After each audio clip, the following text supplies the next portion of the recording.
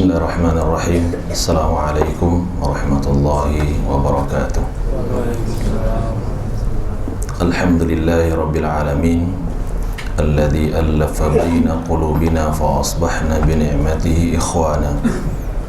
Asyhadu an la ilaha illallah wahdahu la syarika lah wa asyhadu anna Muhammadan abduhu wa rasuluhul mab'uts rahmatan lil alamin. Wa ba'du. Ikhwatal iman, ittaqullaha haqqa tuqatih wa la tamutunna illa wa antum muslimun.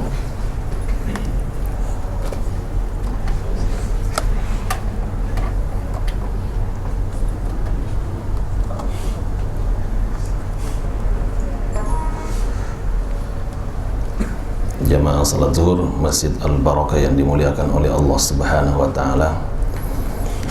Pertama dan utama, mari kita memanjatkan puji syukur kehadirat Allah Subhanahu wa taala atas limpahan karunia dan nikmat-Nya.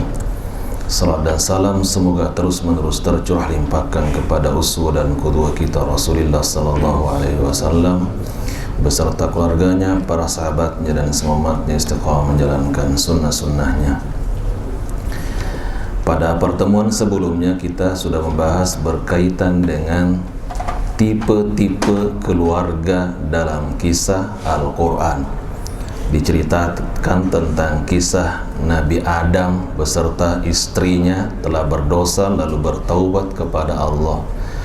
Juga ada Nabi Nuh alaihissalam, walaupun dia adalah orang saleh dan seorang nabi, tetapi kemudian memiliki istri dan anak yang kafir kepada Allah.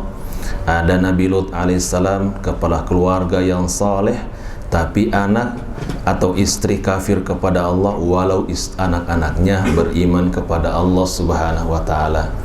Ada sebaliknya, tipe keluarga Firaun, istrinya salihah, sayang suaminya kafir kepada Allah Subhanahu wa taala. Ada lagi dua-duanya kemudian kafir kepada Allah, adalah keluarga Abu Lahab, istrinya kafir, suaminya pun kafir kepada Allah Subhanahu wa taala. Ada tipe keluarga Nabi Ayyub alaihissalam, istrinya walau suaminya sakit selama 18 tahun, dia tetap setia mendampingi suami yang belum ketahuan sampai kapan sembuh, walau Allah mentakdirkan Nabi Ayyub sakit selama 18 tahun, tetapi istri tetap setia mendampinginya. Ada juga keluarga Qarun yang setiap harinya pembahasannya adalah berkaitan dengan harta, akhirnya Allah tenggelamkan bersama dengan hartanya. Yang kita harus jadikan sebagai pedoman, patokan dan sekaligus contoh teladan adalah keluarga Nabi Ibrahim alaihissalam dan keluarga Rasulullah sallallahu alaihi wasallam. Mengapa? Karena Nabi Ibrahim alaihissalam, kedua istrinya dijamin masuk surga, Siti Sarah dan Siti Hajar. Demikian juga anak-anaknya, Nabi Ismail, Nabi Ishaq, Nabi Yaqub, Nabi Yusuf yang merupakan cucu dari Nabi Ibrahim alaihissalam, dijamin masuk surga. Demikian juga Rasulullah sallallahu alaihi wasallam, dari 11 istrinya dijamin semuanya masuk surga, anak-anaknya dijamin masuk surga. Jadi artinya indikasi baiknya keluarga seseorang bukan diukur dengan tingkat pendidikan dan di mana dia bekerja, tetapi sejauh mana mereka dekat dengan agama. Itulah indikasi baik tidaknya keluarga dalam pandangan Allah Subhanahu wa taala. Itu dalam lingkup kecil ya, bahwa tipe-tipe keluarga kita sudah membahasnya pada pertemuan sebelumnya. Kali ini kita akan membahas lingkup yang lebih besar, jenis-jenis tipe manusia dalam pandangan Al-Quran. Sesungguhnya ini merupakan suratan takdir dan kita tidak boleh mempertanyakan perbuatan Allah, yang nggak boleh. Mengapa Allah menciptakan ini? Mengapa Allah menciptakan itu? Nggak boleh. La yus'alu amma yaf'alu wa hum yus'alun. Tidak boleh ditanyakan perbuatan Allah, tetapi justru kita yang akan ditanyai tentang perbuatan kita. Kenapa Allah menurunkan hujan? Kenapa Allah kemudian menjadikan musim kemarau padahal kita butuh hujan? Itu semua ada hikmahnya, dan kita tidak boleh mempertanyakan perbuatan Allah Subhanahu wa Ta'ala. Demikian juga kenapa kemudian dunia ini dihuni oleh 3 kelompok besar, itu juga merupakan perbuatan Allah Subhanahu wa Ta'ala. Nah, tipe-tipe manusia dalam Al-Quran itu ada 3 jenis secara umum. Yang pertama adalah orang bertakwa. Jadi sepanjang dunia ini masih ada sampai batas tertentu nanti, jangan khawatir, orang bertakwa selalu ada. Cuma tidak ada jaminan bahwa orang bertakwa itu selalu ada di Indonesia. Itu aja. Boleh jadi pindah ke Amerika, bisa jadi pindah ke Afrika, bisa jadi pindah ke Amerika Latin, bisa jadi tetap bertahan di Timur Tengah. Hanya Allah yang maha tahu. Tetapi bahwa yang pasti orang bertakwa akan selalu ada sampai batas tertentu di mana Allah sudah berkehendak menghilangkan orang beriman, orang bertakwa di atas permukaan bumi ini. Apalagi sudah kiamat besar terjadi, orang bertakwa akan mati semuanya, Ka'bah akan dihancurkan, dan Quran tidak lagi ditemukan di atas permukaan bumi ini. Yang tersisa adalah orang-orang kafir saja, di mana orang terbaik pada saat itu hanya akan mengatakan ketika ada orang yang berzina di tengah jalan, minggir dikit, aku akan lewat. Itulah orang terbaik yang mengatakan jangan berzina di tengah jalan, aku mau lewat nih. Artinya orang pada saat itu memang bukan lagi perbuatan zina dilakukan di rumah, di tempat-tempat tertutup, tetapi di ruang terbuka zina itu dilakukan. Dan orang terbaik pada saat itu adalah orang yang mengatakan minggir dikit, aku akan lewat. Dan disitulah orang kafir akan berbangga, sayalah orang yang paling benar di dunia ini. Orang beriman meninggal semuanya yang mengaku-ngaku dekat dengan Allah, dan kami yang tersisa berarti kami yang akan hidup, dan kami adalah orang terbaik. Padahal mereka sengaja dibiarkan untuk hidup, untuk menyaksikan dahsyatnya hari akhirat atau hari kiamat.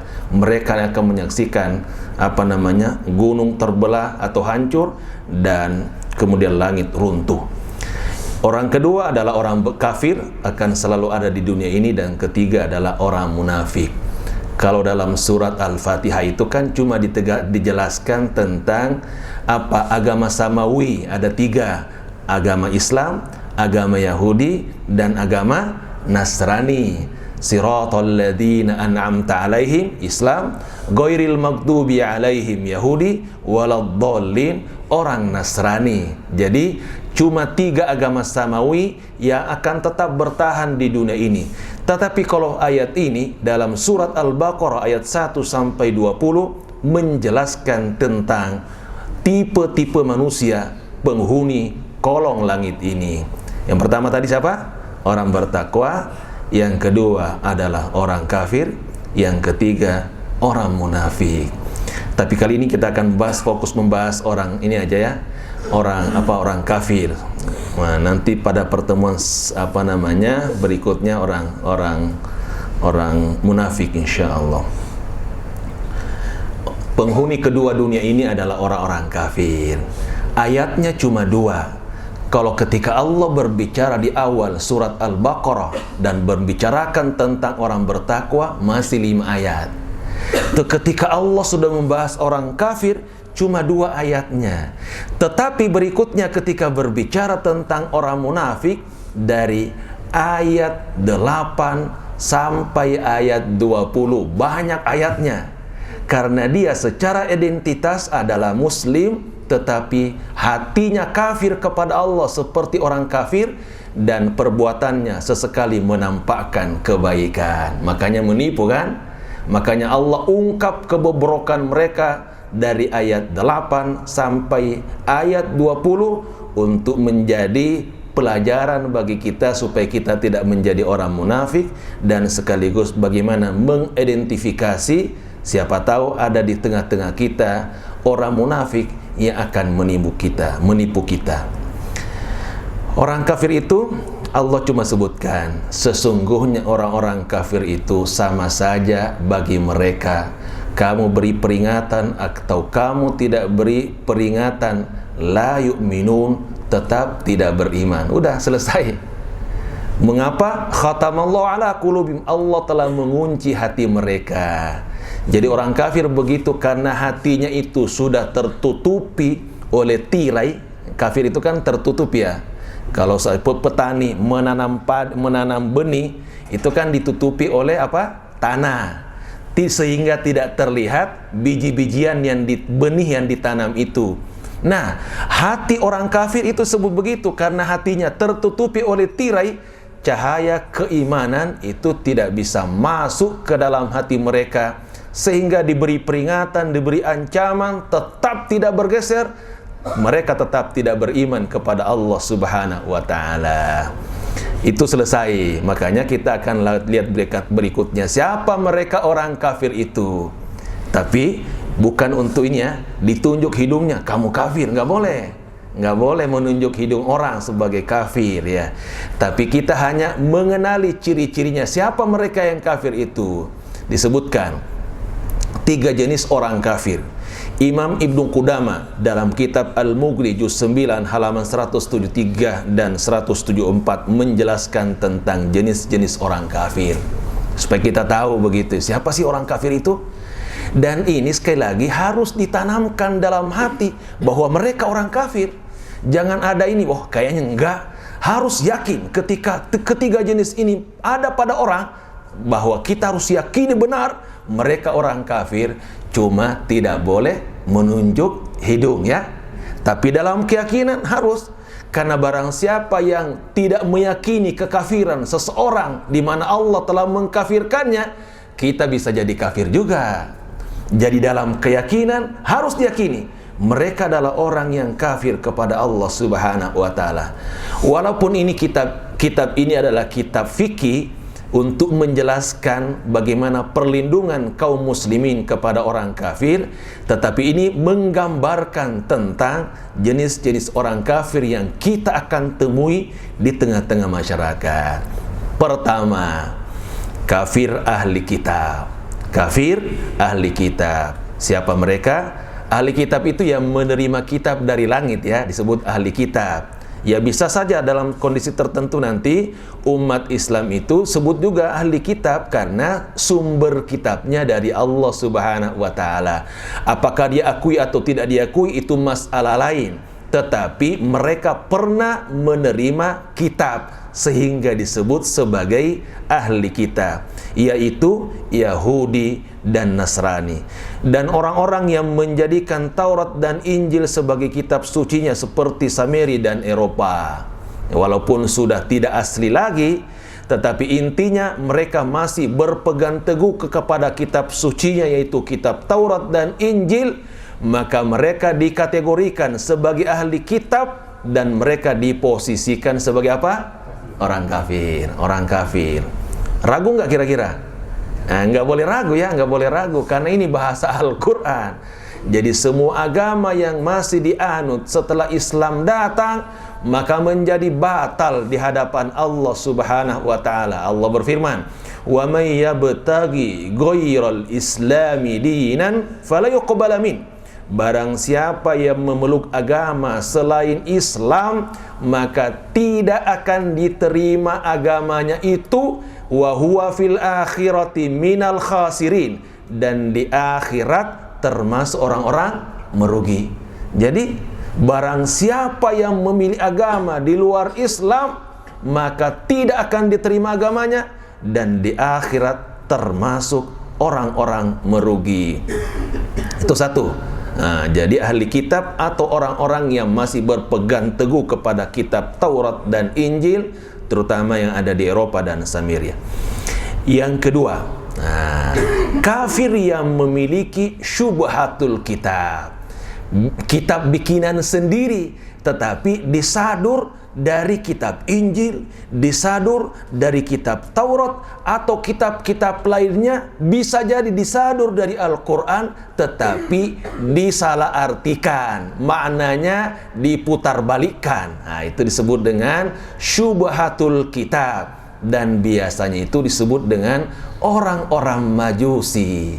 Wal majusa walladzina asyraku, dalam surat Al-Hajj disebutkan. Jadi punya kitab bahkan mirip-mirip dengan kitab Injil, kitab Taurat, tapi isinya itu bukan menyembah kepada Allah semata, tetapi justru mempersekutukan Allah Subhanahu wa taala. Ada yang menyebut bahwa termasuk di dalamnya adalah orang-orang Syiah, Majusi juga, karena punya kitab walau bertentangan dengan kitab Al-Quran. Buktinya adalah ketika Allah menyebut para sahabat istri Nabi sebagai radhiyallahu anhum wa radu'an, Allah telah ridhoi mereka, justru mereka mengatakan bahwa Siti Aisyah saat ini lagi berenang di dalam neraka Allah Subhanahu wa taala. Siti Aisyah adalah orang yang telah menyihir Nabi dan seterusnya. Umar bin Khattab huwa min ahli nar, penghuni neraka. Coba, sahabat terkemuka, sahabat yang sangat senior, Abu Bakar As-Siddiq sebagai sahabat senior, dalam pandangan mereka adalah orang-orang kafir yang sementara saat ini berenang di dalam neraka Allah Subhanahu wa taala. Artinya bertentangan dengan Al-Quran kan? Radhiyallahu anhum wa radu'an. Jelas bahwa Al-Quran itu menyebut para sahabat Nabi, terutama yang ikut perang Badar, sebagai orang-orang yang ridhoi oleh Allah Subhanahu wa taala, dan Allah pun ridho kepadanya, mereka pun ridho kepada Allah. Mengapa kemudian dia mengatakan hum min ahli nar, mereka adalah ahli neraka? Berarti pemahamannya salah dan bisa masuk dalam kategori pemeluk Majusi atau agama Majusi. Kafir apa enggak? Kafir. Sudah dua. Ketiga adalah kafir yang tidak memiliki kitab dan tidak punya syubhatul kitab. Bisa jadi nggak punya kitab, nggak ada apa-apanya, cuma ngarang-ngarang doang. Mereka adalah para penyembah berhala dan lain-lainnya. Masuk, kalau bahasa kita mungkin di Indonesia, walaupun agama itu diakui, tapi dalam pandangan Islam tentu adalah orang kafir juga. Ada Hindu, ada Buddha, ada Konghucu, ada lagi di di Solo itu penyembah Kai Slamet namanya ya, yang kalau setiap syurok begitu dikeluarkan sapi itu untuk disembah-sembah, diambil kotorannya, itu juga masuk kategori kafir kalau tidak bertaubat kepada Allah Subhanahu wa taala. Masa jadi Tuhan di awal tahun Hijriah doang, setelah itu kemudian dilepas kembali ke kandangnya begitu, dan sekarang bukan lagi generasi awal ya, sudah generasi kesekian, berarti Tuhannya sudah meninggal begitu ya. Itu jangan sampai itu terjadi. Nah, penjelasannya seperti apa? Ini dia. Jadi mereka itu adalah orang-orang kafir, musyrikin beragama Hindu, Buddha, Sinto, animisme, kejauhan yang menentang Islam, perdukungan aliran-aliran kepercayaan, kemusyrikan baik lokal maupun nasional bahkan internasional, pemuja roh nenek moyang, nyorok kidul begitu, penyembah kuburan, patung, Konghucu, penyembah matahari dan seterusnya. Mereka semua adalah dikategorikan sebagai orang-orang kafir. Mana dalilnya? Ini dalilnya. Allah berfirman dalam awal surat Al-Bayyinah, lam yakunil ladzina kafaru min ahlil kitabi wal musyrikin. Orang-orang kafir yaitu itu sudah disebutkan. Jenisnya apa? Min ahlil kitab, punya kitab. Yahudi, Nasrani punya kitab Taurat dan Injil, Eropa punya kitab Injil. Ada lagi syubhatul kitab Majusi tadi yang mirip-mirip kitab Injil dan mirip dengan kitab Taurat, punya kitab juga. Mereka adalah orang kafir kata Allah Subhanahu wa taala. Dan yang kedua, wal musyrikin, dan orang-orang musyrik. Sehingga mereka dikategorikan semua dalam pandangan Allah sebagai orang-orang kafir. Tapi makanya jangan ragu ya teman-teman. nggak boleh ragu. Cuma sekali lagi nggak boleh ya di mana-mana, wahai orang-orang kafir, sini semua, nggak boleh begitu ya. Tapi dalam keyakinan kita, selama mereka memiliki ciri dan karakter ini, selama itu dalam posisi mereka adalah orang kafir. Itulah sebabnya Umar bin Khattab ketika bertemu dengan seorang pendeta, tiba-tiba Umar menangis dia. Makanya sang pendeta merasa heran, wah, kok Umar ketika melihat saya tiba-tiba menangis, ada apa ya? Kemudian sang pendeta bertanya, wah Umar, mengapa Anda menangis ketika melihat saya? Kata Umar bin Khattab, aku teringat dengan firman Allah dalam surat Al-Ghashiyah. Hal ataka hadithul ghashiyah, wujuhu yawma idin khashi'ah, amilatun nasibah, tasla naran hamiyah. Nah, saya teringat, apa artinya itu Umar bin Khattab? Pernahkah datang kepadamu berita tentang akhirat? Wajah pada saat itu, wajah-wajah pada saat itu sangat takut dan menunduk. Amilatun nasibah, banyak beramal dan melelahkan. Banyak beramal dan melelahkan. Tasla naron hamiyah, lalu masuk ke dalam neraka yang membakar dan sangat panas. Amalnya luar biasa, amalnya sangat banyak, bahkan lelah dari pagi sampai malam. Bukankah itu Anda lakukan wahai sang pendeta? Tapi sayang ujung-ujungnya Anda itu akan masuk ke dalam neraka yang sangat panas. Waduh, itu yang menyebabkan aku menangis. Tapi teman-teman jangan juga ketemu pendeta langsung bacain ayat ini ya. Kecuali siap untuk berdebat dan mengislamkan, boleh ya? Boleh. Kenapa kemudian tidak terima agamanya? Karena belum mengucapkan 2 kalimat syahadat ya. Jadi orang yang ingin selamat dunia akhirat harus dulu mendaftar kepada Allah, dan daftarnya itu adalah asyhadu an la ilaha illallah wa asyhadu anna muhammadar rasulullah. Baru kemudian diterima amalnya. Seorang mahasiswa tidak mungkin akan mendapatkan ijazah walaupun setiap hari kuliah kalau belum terdaftar di fakultas di mana dia kuliah. Teman-teman, walaupun sudah bekerja di sini setahun 2 tahun dari pagi sampai malam kerja, belum terdaftar namanya di SDM, terima gaji nggak?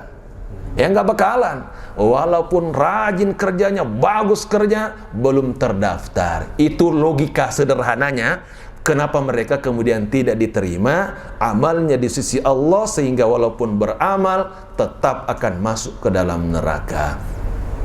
Di mana tempatnya mereka ketiga golongan ini, ahli kitab Yahudi dan Nasrani, atau yang memegang kitab sucinya seperti kitab Taurat Injil, atau yang memiliki kitab seperti Majusi mirip dengan kitab Injil dan kitab Taurat, dan mereka kaum musyrikin, tempatnya di mana?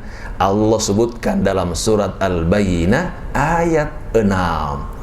Sesungguhnya orang-orang kafir, yakni ahli kitab dan orang-orang musyrik, akan masuk ke dalam neraka jahanam.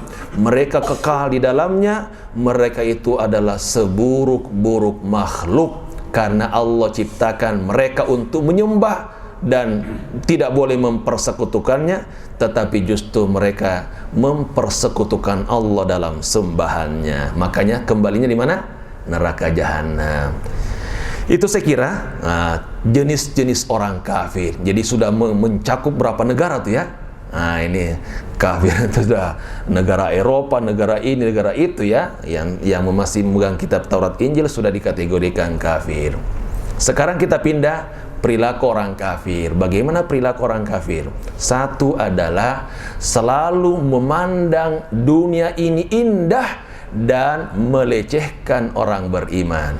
Zuina lilladzina kafarul hayatud dunya wa yaskharuna minal ladzina amanu wal ladzina taqaw fawqahum yawmal qiyamah wallahu yarzuqu man yasha'u bighairi hisab. Dihiasi orang-orang kafir itu dengan keindahan dunia. Makanya di dunia ini alhamdulillah, terutama di Indonesia, ada namanya harapan indah. Itu kan indah. Villa indah, nah, kita kan villa indah, walaupun nggak indah-indah amat, tapi ada indahnya. Permata gitu ya, Taman Impian Ancol, Taman Mini Indonesia Indah ya, atau Indah Indonesia, Indonesia Indah, ada kata-kata indahnya begitu ya. Orang-orang yang tinggal di pinggir pantai digusur supaya menjadi indah ya. Padahal semestinya mereka dibangun rumah supaya menjadi indah, bukan digusur begitu ya. Dan yang kedua, suka melecehkan orang beriman. Apapun jabatan orang beriman itu tetap akan dihina oleh orang-orang yang tidak beriman kepada Allah. Raja Salman, uangnya seabrek-abrek begitu, tetap aja dilecehkan di televisi begitu ya. Ya kan? Padahal minta uang 2 juta, 2 triliun dikasih sama Raja Salman. Abu Aqillah kan dapat ini, alhamdulillah beliau dapat ini komitmen dari pemerintah Arab Saudi mendirikan rumah sakit syariah Indonesia 4 buah, anggarannya sudah disepakati 2 triliun. Nah, 2 triliun alhamdulillah begitu kan. Jadi akan ini, tapi baru ini apa? Nyari-nyari tanah. Di Jabodetabek 2 rumah sakit, di Palembang 1, kemungkinan Surabaya 1. Itu jadi hospital syariah insyaallah ya. Mudah-mudahan itu berjalan dengan lancar. Teman-teman bisa berobat ke sana ya. Berobat ke sana. Jadi sambil diruqyah. Kalau ini kan 2 pendekatannya. Ini kira-kira kemasukan jin atau kemasukan penyakit. Bisa pendekatannya 2 begitu ya. Jadi yang namanya bengkel rohani namanya ya. Itu satu karakter orang kafir. Karakter kedua adalah innalladzina kafaru billahi wa rusuli. Orang kafir yang kafir kepada Allah dan Rasulnya itu suka mengambil jalan tengah dan netral. Ini iman, ini kafir. Dia berada di tengah-tengah antara iman dan kafir. Wa yuridun ay yufarriqu bainallahi wa rasuli. Mereka ingin memisahkan antara Allah dan Rasulnya, antara iman dengan kekafiran. Jadinya jalan tengah. Kata Allah, mereka bukan orang baik. Kata lanjutan ayatnya, ulaika humul kafirun haqqo. Mereka adalah orang-orang yang kafir sesungguhnya. Jadi nggak boleh kita netral-netral ya. Kalau seandainya itu bicara agama, bicara kebenaran, kita harus berada di pihak kebenaran itu. Seperti semut yang membawa air ketika Nabi Ibrahim kemudian dibakar di api unggu begitu. Kemudian semut membawa air, ditanya teman-temannya, semut mau kemana? Saya mau bawa air untuk memadamkan api. Apa yang membakar Nabi Ibrahim? Kata yang lain, mana mungkin setitik air begitu bisa memadamkan yang membakar Nabi Ibrahim? Apa kata semut? Yang penting aku ingin memperlihatkan kepada Allah saya berpihak kemana. Artinya saya sekarang berpihak kepada Nabi Ibrahim. Jadi intinya itu, berpihak kepada kebenaran, nggak boleh netral. Kalau seandainya kemudian ada ide bahwa supaya tidak menyebar perzinaan, lebih baik dilokalisasi. Di pihak sana harus ada pelacuran. Kata orang beriman, tidak boleh ada pelacuran, haram dalam pandangan Allah. Jalan tengahnya boleh ada pelacuran tetapi dilokalisasi. Bagus kira-kira jalan tengahnya. Tapi kata Allah, mereka adalah orang kafir yang sesungguhnya karena menghalalkan apa yang diharamkan oleh Allah Subhanahu wa taala. Nggak boleh ya, nggak boleh netral. Tapi kalau masalah dunia, kita lihat maslahatnya itu oke. Tapi dalam hal kebaikan, dalam hal kebenaran, dalam hal agama, dalam hal akhirat, harus jelas prinsip kita selalu berpihak kepada agama, selalu berpihak kepada kebenaran gitu ya. Yang ketiga, orang kafir itu bersatu padu menghadapi kaum muslimin. Walladzina kafaru ba'duhum awliya'u ba'd illa taf'aluhu takun fitnatun fil ardi wa fasadun kabir. Orang kafir sebahagian dengan sebahagian yang lain itu saling melindungi, saling tolong menolong. Sekiranya orang beriman tidak melakukan hal yang sama, akan terjadi kerusakan yang besar di atas permukaan bumi ini. Coba aja lihat di perumahan-perumahan etnis Cina, siapa yang menang kemarin dalam Pilkada Jakarta? Ya kan?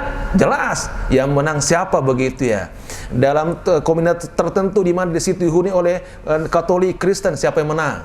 Jelas yang menang. Ya, tapi ketika di tengah komunitas muslimin tiba-tiba yang menang umpama orang yang tidak beriman kepada Allah Subhanahu wa taala, berarti akan dibahas nanti pada pertemuan berikutnya, yaitu penghuni ketiga orang-orang munafik, dan di situ akan dibahas bagaimana hukumnya menyolatkan mereka seperti yang diributkan selama ini di Jakarta begitu. Itu akan dibahas. Kalau sekarang dibahas nanti lupa, ya kan? Nanti tanggal 19 April kan. Nah, dibahasnya nanti ya. Nah, jangan sekarang. Nah, sekarang kita bicara tentang orang kafir. Tapi intinya itu, orang beriman harus bersatu padu. Kalau tidak, itu akan terjadi kerusakan. Dan bentuk kerusakan dalam tafsir Ibnu Katsir adalah mencampur adukan antara kebenaran dengan kebatilan. Itulah kerusakan yang dahsyat, sehingga orang susah membedakan ini kebenaran atau kebatilan, ini kebatilan atau kebenaran. Karena memang mereka adalah orang-orang yang tidak beriman kepada Allah Subhanahu wa Ta'ala. Itu saya kira jadi persatuan penting untuk kemudian kita lakukan. Yang keempat, orang kafir itu juga suka berinfak. Innalladzina kafaru yunfiquna amwalahum. Infak itu maknanya apa?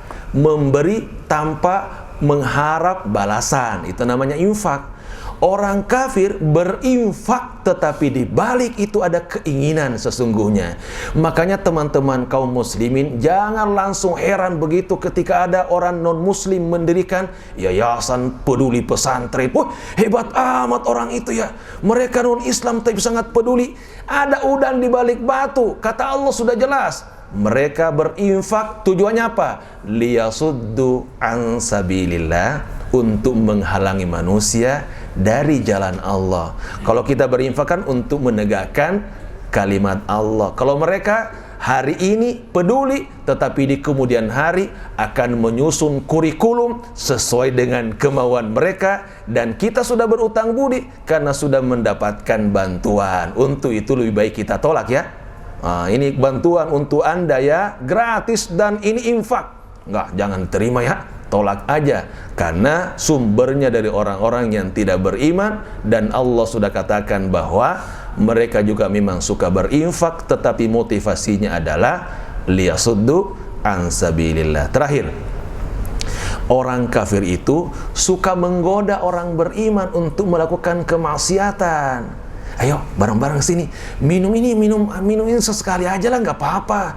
Kalau takut dosa saya yang tanggung. Nah gitu tuh.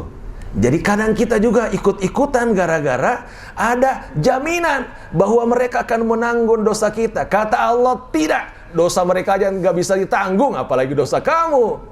Untuk itu jangan terpengaruh. Allah berfirman, wa qala alladziina kafaru lil ladziina aamanu ittabi'u sabilana wal nahmil khataayakum wa ma hum bihamilina min khataayahum min syai'.